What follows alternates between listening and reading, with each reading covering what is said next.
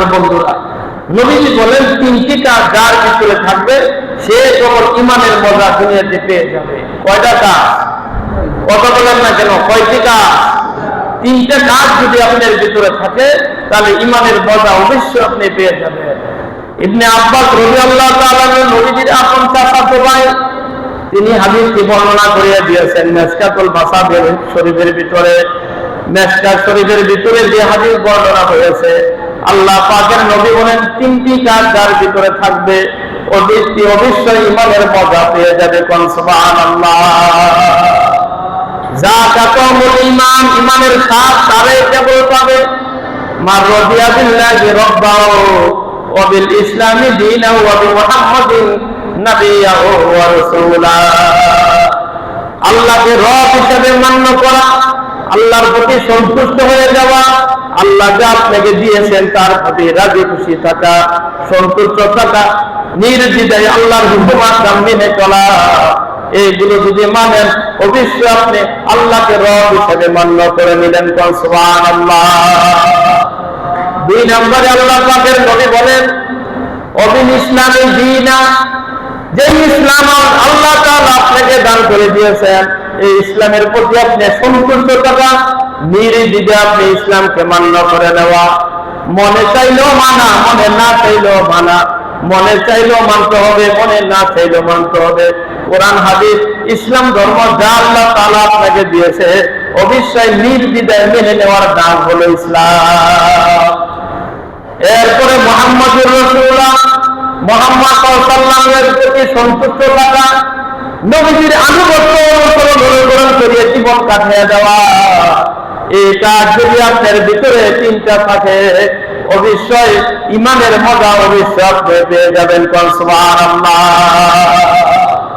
ইমানদার কাকে বলা হয়? নবীজি বলেন, আল্লাহ পাকের নবী বলেন ইমানের মজা যদি পাইতে চাও তাহলে অবশ্যই তিনটা কাজ করো।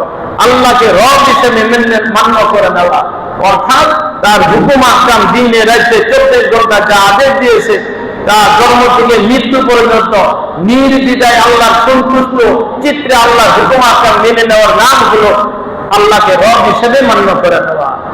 ইসলামকে ইসলাম হিসেবে মান্য করা, গর্দানটাকে নিচু করে দেওয়া, ইসলামের যত বিধিবিধান আছে, যত আদেশ নিচে আছে সবগুলো মেনে নেওয়া, নবীর অনুসরণ জীবনে করিয়া থাকা। আল্লাহ পাক বলেন ওমা আলার রাসূল ইল্লাল বালাগ, আমার রাসূলের উপরে কোনো দায়িত্ব নাই, কোনো দায়িত্ব নাই, শুধুমাত্র দায়িত্ব হলো পৌঁছে দেওয়া। ইল্লাল বালাগ, নবী শুধু পৌঁছে দিবে। ওই তুতিউহু তাহতাদু, যদি রাসূলের অনুসরণ করেন হেদায়েত পেয়ে যাবেন। ওই তুতিউহু তাহতাদু, নবীর অনুকরণ করতে দেরি হবে, ওই বান্দা হেদায়েত প্রাপ্ত হইতে সেই বান্দা দেরি করবে না। কোন সুবহানাল্লাহ।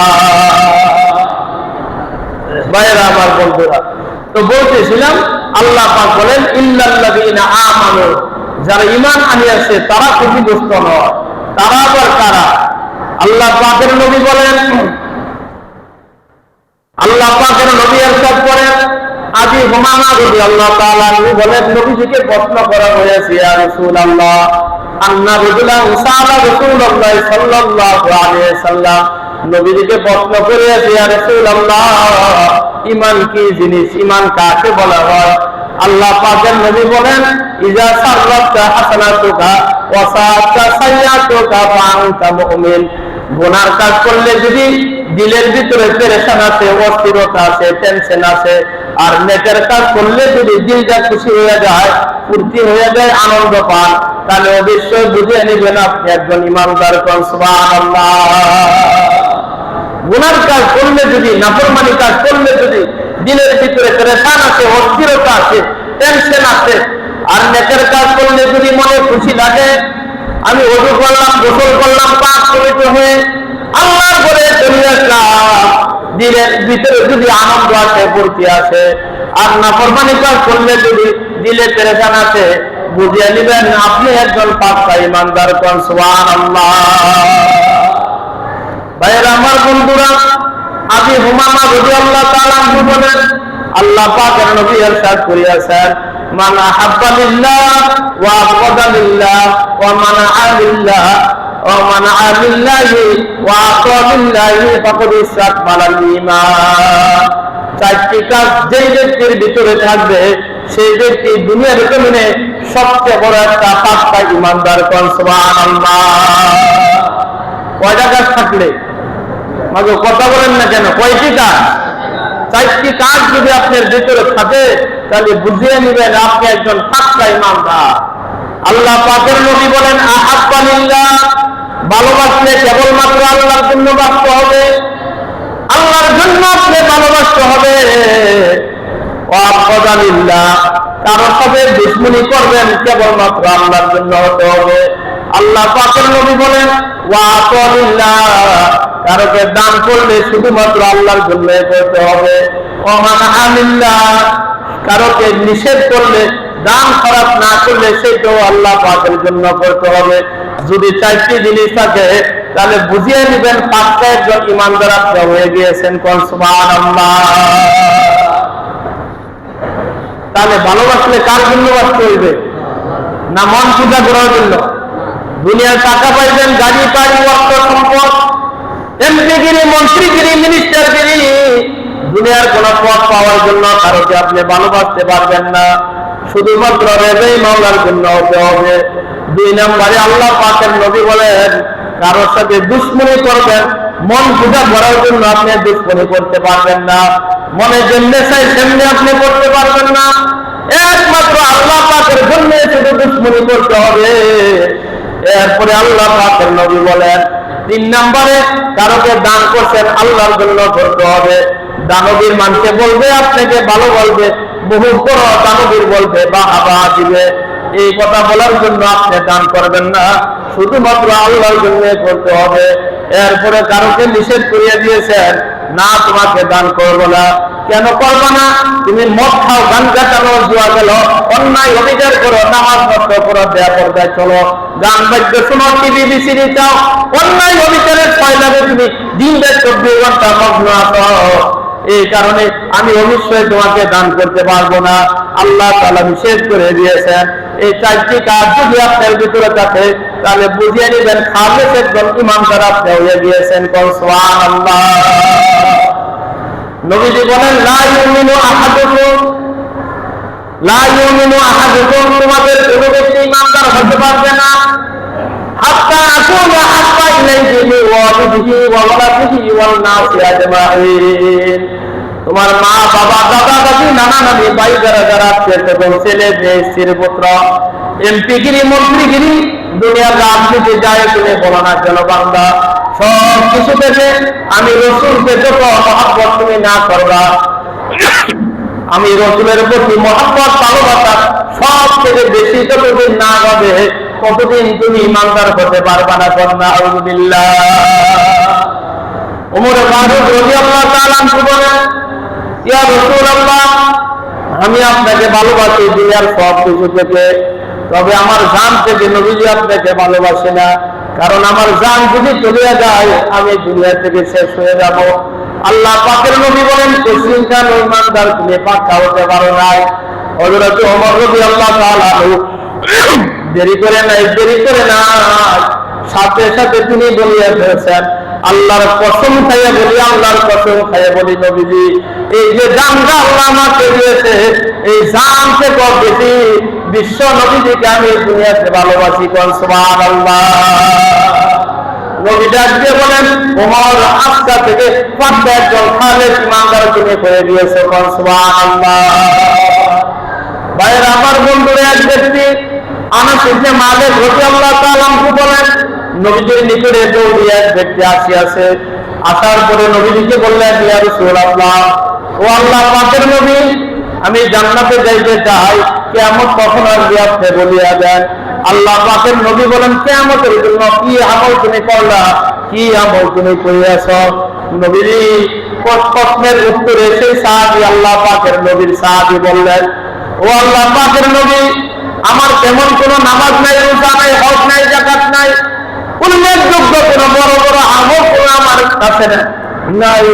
আমি অনেক বড় দানবীও না, টাকাও না, পয়সাও না, আমি যে দান করবো এত টাকাও আমার কাছে নাই। তবে একটা জিনিস করি, আল্লাহকে রসুলকে দুনিয়ার সব কিছু থেকে আমি বেশি ভালোবাসি। সুবহানাল্লাহ। আল্লাহ পাকের নবী বলেন, যদি আল্লাহ পাকের নবীর ভালোবাসা আল্লাহর ভালোবাসা হয়, নবীর সঙ্গে আল্লাহর জান্নাত তোমার জন্য ওয়াজিব হয়ে যাবে। সুবহানাল্লাহ। তাহলে রসুলকে আপনি সবকিছু থেকে ভালোবাসতে হইবে, তাহলে আপনি একজন পাক্কা ইমানদার হতে পারবেন। হযরত আনাস ইবনে মালিক রাদিয়াল্লাহু তাআলা আনহু নবীজির একজন খাদেম, 10 বছরের খাদেম ছিলেন। তিনি ডাক দিয়ে বলেন, ও আল্লাহ পাকের নবীর সাহাবায়ে কেরাম, ও আল্লাহ পাকের নবীর উম্মতরা, দুনিয়াতে শুনিয়া নাও, 3 জিনিস যার ভিতরে থাকবে আল্লাহর নবী ارشاد করিয়া দিয়েছেন, 3টি জিনিস যে ব্যক্তির ভিতরে থাকবে ওই ব্যক্তি একজন মির্জা জাল খানের ইমানদারে পরিণত হয়ে যাবে। সুবহানাল্লাহ। সালাতুন মান কুন্না ফিহি ওয়াজাদা আলাওয়াতুল ঈমান। ঈমানের মজা যদি পাইতে চাও তাহলে 3টি কাজ অবশ্যই তুমি করিয়া নাও। আহাব্বা লিল্লাহি ওয়া রাসূলিহি মিম্মা সিওয়াহুমা। 1 নম্বরে হলো দুনিয়ার সব কিছু থেকে আল্লাহকে তুমি ভালোবাসবা, 2 নম্বরে রাসূলকে তুমি সব কিছু থেকে ভালোবাসবা। এরপরে 2 নম্বরে আল্লাহ পাকের নবী বলেন, আহাব্বা আবদান লিল্লাহ, কোন বান্দাকে ভালোবাসবা শুধুমাত্র আল্লাহ পাকের জন্য বাসবা। 3 নম্বর আল্লাহ পাকের নবী বলেন, আইয়াতু আইয়ু কাযা বিন্নাস আইয়ু কাযা। আল্লাহ পাকের নবী বলেন, আইয়ু কুরাহু আইয়ু কাযা ফিল কুফরি আইয়ু কাযা মিনান নার। নবীজি বলেন, ওই জাহান্নামের আগুনের ভিতরে ফালাইয়া দিলে যতই যা কষ্ট, ঈমান আনার পরে বেঈমান হয়ে যাওয়া কত যদি কষ্ট হয়, তাহলে বুঝে আনিবা ঈমানের মজা তোমাকে আল্লাহ দান করে দিয়েছে। সুবহানাল্লাহ। ঈমানটা মধুর চেয়ে মিষ্টি লাগবে কখন? যখন আপনার ভিতরে 3টি কাজ থাকে। নবীজি বলেন, আল্লাহ আল্লাহ রাসূলকে সব থেকে বেশি ভালোবাসতে হবে। 2 নম্বরে ভালোবাসতে হবে, কোন বান্দাকে যদি ভালোবাসেন শুধুমাত্র আল্লাহর জন্যই বাঁচতে হবে। 3 নম্বরে ইসলাম গ্রহণ করার পরে মুরতাদ হয়ে যাওয়া, কাফের হয়ে যাওয়া, আগুনে ফেলে দিলে যত কষ্ট, কাফের হয়ে যাওয়া, মুরতাদ মুনাফিক হয়ে যাওয়া, এর থেকে বেশি কষ্ট যদি দিলের ভিতরে লাগে, তাহলে বুঝিয়ে নেবেন আপনি ঈমানের মজা পেয়ে গেছেন। সুবহানাল্লাহ। ভাইয়েরা আমার, বন্ধুরা, সূরাতুল আসরের তাফসীর সম্পর্কে আপনাদেরকে বলা হলো। তাহলে 4টি জিনিস যদি আপনার ভিতরে থাকে, তাহলে আপনি পশ্চিমকালেও ক্ষতিগ্রস্ত হবেন না। 1 নম্বরে কি? যদি ঈমান আনতে পারেন, খালিস ঈমান। 2 নম্বরে হলো সত্যভাবে মানুষকে যদি উপদেশ দিতে পারেন। 3 নম্বরে হলো আল্লাহ পাকের নবী। 2 নম্বরে হলো নেক আমল যদি অধিক পরিমাণে করতে পারেন। 3 নম্বরে হলো সত্যভাবে যদি মানুষকে আপনি উপদেশ দিতে পারেন। 4 নম্বর হলো মানুষকে যদি ধৈর্য দান করার জন্য, ইসলামের প্রতি অটল থাকার জন্য এই নির্দেশ দিতে পারেন, উপদেশ দিতে পারেন, তাহলে পশ্চিমকালও আপনি ক্ষতিগ্রস্ত নয়।